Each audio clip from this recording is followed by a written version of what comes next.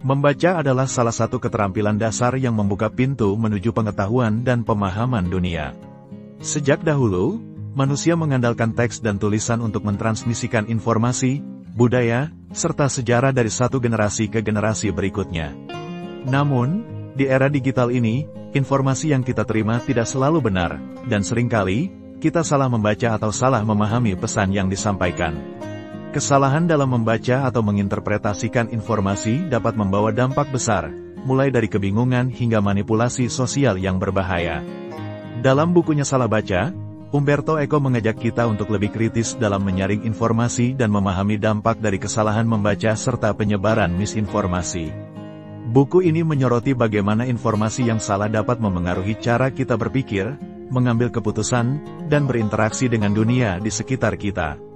Eco juga meneliti bagaimana literasi, pemahaman kritis, dan kebiasaan membaca yang baik dapat membantu kita menghindari jebakan disinformasi dan propaganda yang sering muncul dalam kehidupan modern. 1. Era digital dan banjir informasi. Salah satu tantangan terbesar di era modern adalah derasnya arus informasi yang datang dari berbagai sumber, terutama media sosial dan internet. Jika dulu informasi lebih banyak dikontrol oleh institusi yang memiliki otoritas, seperti penerbit, jurnalis profesional, dan akademisi, kini hampir setiap orang dapat menjadi penyebar informasi. Hal ini tentu memiliki sisi positif, seperti kebebasan berbagi pengetahuan dan memperluas akses terhadap informasi. Namun, di sisi lain, tidak semua informasi yang beredar dapat dipercaya. Informasi yang tidak diverifikasi dengan baik dapat dengan mudah menyebar dan menciptakan kebingungan atau bahkan manipulasi opini publik. Misinformasi dan berita palsu seringkali dirancang dengan sengaja untuk menyesatkan masyarakat, baik untuk kepentingan politik, ekonomi, maupun ideologi tertentu. Inilah mengapa kemampuan berpikir kritis menjadi sangat penting dalam menilai kredibilitas sumber informasi sebelum mempercayainya atau menyebarkannya lebih jauh. 2. Efek echo chamber dan filter bubble. Eco menyoroti fenomena echo chamber dan filter bubble, yang semakin marak terjadi di era digital. Echo chamber merujuk pada lingkungan di mana seseorang hanya menerima informasi yang mendukung sudut pandang atau keyakinannya sendiri, tanpa ada kritik atau perspektif alternatif. Sementara itu, filter bubble adalah kondisi di mana algoritma media sosial menyajikan konten yang disesuaikan dengan preferensi dan kebiasaan pengguna, sehingga mereka terus-menerus menerima informasi yang serupa dan menghindari informasi yang berbeda. Hal ini diperparah dengan confirmation bias, kecenderungan seseorang untuk mencari dan mempercayai informasi yang sesuai dengan pandangannya, tanpa mempertimbangkan kebenaran objektifnya. Akibatnya, banyak orang terjebak dalam pemikiran sempit dan sulit menerima sudut pandang lain. Ketika seseorang terus-menerus membaca informasi yang hanya memperkuat keyakinannya, ia akan semakin yakin bahwa pandangannya adalah satu-satunya yang benar, meskipun mungkin informasi tersebut tidak akurat atau bahkan salah. 3. Membaca untuk memahami dunia. Eco menekankan bahwa membaca secara luas dan beragam dapat membantu kita memahami dunia dengan lebih baik. Dengan membaca berbagai perspektif, kita dapat lebih terbuka terhadap perbedaan dan menghindari jebakan informasi yang menyesatkan. Bacaan yang beragam memungkinkan kita melihat suatu isu dari berbagai sudut pandang, sehingga kita tidak mudah terpengaruh oleh propaganda atau klaim yang tidak berdasar. Misinformasi bukan hanya masalah sepele, tetapi dapat berdampak besar, misalnya dalam dunia politik. Berita palsu yang disebarkan secara masif dapat memengaruhi hasil pemilu, menciptakan ketidakpercayaan terhadap institusi, atau bahkan memicu ketegangan sosial dan kekerasan. Oleh karena itu, penting bagi setiap individu untuk membangun kebiasaan membaca yang sehat, yakni dengan memverifikasi fakta, membandingkan berbagai sumber, dan tetap terbuka terhadap perspektif yang berbeda. 4. Peran pendidikan dalam literasi media. Eco juga menekankan pentingnya pendidikan dalam membentuk kemampuan berpikir kritis dan literasi media.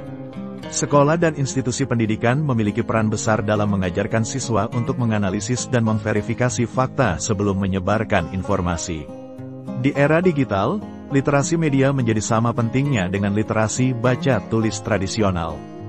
Banyak orang yang mudah terpengaruh oleh informasi yang menyesatkan karena kurangnya pemahaman tentang cara kerja media dan propaganda.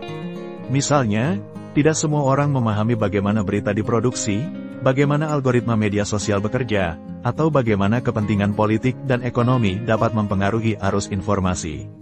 Dengan pendidikan yang tepat, masyarakat dapat dibekali dengan keterampilan untuk mengenali bias, membedakan antara opini dan fakta, serta mengambil sikap yang lebih kritis terhadap informasi yang mereka konsumsi.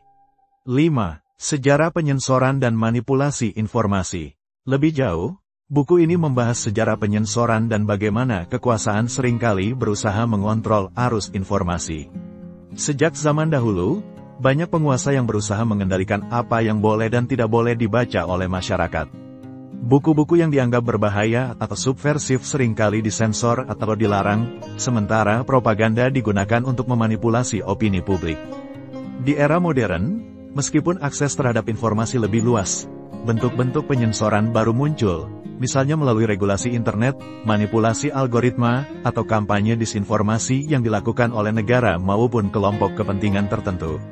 Oleh karena itu, kebebasan intelektual dan hak untuk mengakses informasi menjadi salah satu tema utama yang diangkat dalam buku ini. Menurut Eko, membaca dengan kritis dan memiliki akses terhadap berbagai sumber informasi adalah bentuk perlawanan terhadap segala bentuk manipulasi dan penindasan. Pada akhirnya, buku Salah Baca mengajarkan bahwa membaca bukan sekadar menyerap informasi, tetapi juga memahami, menganalisis, dan mempertanyakan. Membaca yang baik bukan hanya tentang menerima isi teks, tetapi juga tentang menggali makna yang lebih dalam, meneliti konteks, dan memahami siapa yang berbicara serta mengapa mereka menyampaikan informasi tersebut. Dengan membaca secara kritis, kita tidak hanya mendapatkan pengetahuan, tetapi juga melindungi diri dari manipulasi dan kesalahan berpikir. Buku ini mengingatkan kita bahwa di dunia yang penuh dengan informasi, kemampuan untuk memilah mana yang benar dan mana yang salah adalah sebuah bentuk pemberdayaan dan perlawanan terhadap misinformasi. Dengan demikian, membaca bukan hanya aktivitas intelektual, tetapi juga tindakan yang memiliki dampak sosial dan politik yang besar.